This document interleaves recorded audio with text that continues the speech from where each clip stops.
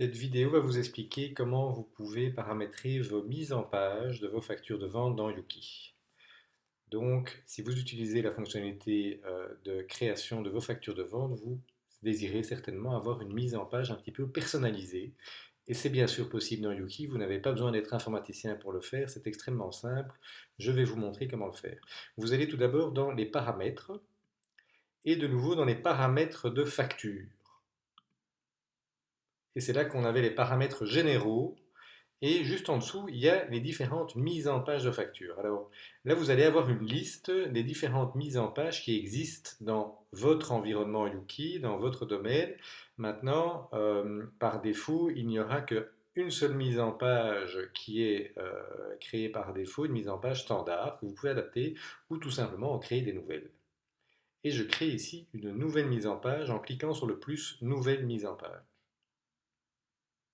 Et j'arrive dans un écran qui va me demander de sélectionner le type de mise en page que je désire prendre. Alors je vous invite en fait à les sélectionner un par un pour un peu voir ce qui vous plaît.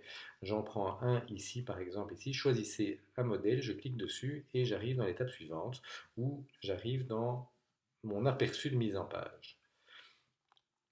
Alors, vous voyez tout de suite que vous verrez le logo de votre entreprise ici en haut à gauche, à condition qu'il y ait bien un logo de votre entreprise qui a été chargé et qui existe dans votre Yuki. Si vous n'avez pas encore de logo qui s'affiche ici, ça signifie que votre logo n'est pas au niveau de votre administration dans Yuki. Demandez éventuellement à votre comptable de le faire. Et vous verrez votre logo directement apparaître. Euh, alors, vous avez ici un aperçu de la facture. Alors, on voit ici par défaut qu'on est dans un aperçu en néerlandais, mais vous devez justement choisir la langue ici, et là, je vais déterminer que c'est un modèle en français. Voilà, et du coup, la facture sera en français. Alors, la première chose à faire est de donner une description à ce modèle, à cette mise en page pour vous. Par exemple, si vous voulez que ce soit une mise en page propre à une activité dans une langue, vous mettez ici un nom, mise page 1 en français, par exemple. Vous déterminez pour quelle société elle est active dans votre domaine Yuki. A priori, si vous n'en avez qu'une, eh bien, il n'y en a qu'une à mettre.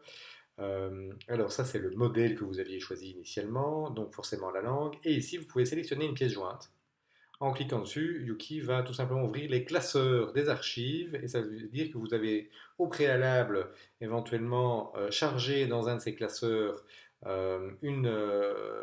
vos conditions générales de vente, peu importe, une pièce jointe qui sera du coup systématiquement envoyée comme pièce jointe à la facture. Et en dessous, vous pouvez sélectionner encore la marge de l'adresse pour éventuellement décaler l'adresse plus en haut, plus à gauche, etc. Et sélectionner un thème pour éventuellement changer les codes couleurs. Ici, ce qui est en gris et là, ce qui est en vert dans ce modèle de facture-ci. Donc il y a très peu de couleurs, mais là, je pourrais sélectionner une autre couleur, aller déterminer une autre couleur, peu importe, pour que ça s'affiche dans une autre couleur. Voilà.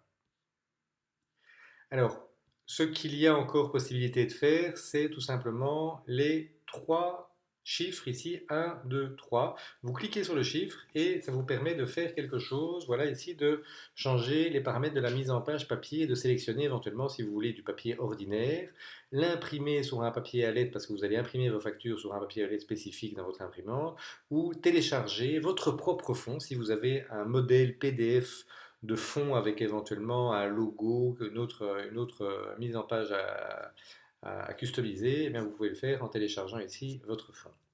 Ici, on va sélectionner papier ordinaire, peu importe. Sur la deuxième possibilité de changement, c'est tout simplement de voir et de désélectionner quels sont les éléments qui ne vont pas s'afficher sur la facture. En l'occurrence, la quantité, le prix hors TVA, le montant TVA comprise. Donc vous pourriez désélectionner la quantité, par exemple et vous n'auriez pas de colonne quantité. Et enfin, la troisième possibilité de customisation ici, c'est tout simplement ajouter un pied de page à la facture et d'ajouter du texte ou peu importe ce que vous voudriez voir encore apparaître en plus sur votre facture. Alors, en haut, vous avez le bouton aperçu qui va du coup générer directement un aperçu PDF dans un nouvel onglet dans votre navigateur de votre projet de mise en page de facture. Et le modèle de courrier électronique, ça c'est aussi très important, c'est le mail qui va envoyer la facture. Donc, quel est l'objet du mail, hein, le sujet du mail et le corps du mail, qu'est-ce qui va apparaître dans votre mail. Et c'est là que vous voyez facture de et des mots en anglais entre parenthèses, du moins en parenthèses, eh bien qu'on appelle des placeholders. Et ça veut dire que ce sont des champs dans la base de données de votre dossier comptable qui vont être pris automatiquement. Et donc, pour avoir l'explication de ces différents champs et de ces différents placeholders, vous cliquez sur le petit i, enfin, vous passez avec le curseur sur le petit i, et vous voyez la liste de tous les placeholders qui sont utilisables. Par exemple, contact, c'est le nom complet du client. Par exemple, heading, c'est Maître cher Georges, en fait, c'est l'entête dans la relation de votre client. Donc, dans la fiche relation de votre client, c'est ce qui va être repris dans le champ en tête. Donc là, vous pouvez entièrement adapter le texte. Ici, il y a un petit texte standard qui est assez banal, je dirais, mais vous pouvez l'adapter en fonction de ce que vous désirez voir apparaître dans le mail qui va envoyer la facture à vos clients. Et ensuite, c'est tout ce qu'il faut faire. Et ensuite, vous pouvez sauvegarder les données, ici en bas à droite. Sauvegarder les données. Alors ici, on l'a fait pour des factures, un modèle de facture de vente. Vous pouvez créer aussi des mises en page pour les offres. C'est exactement la même chose.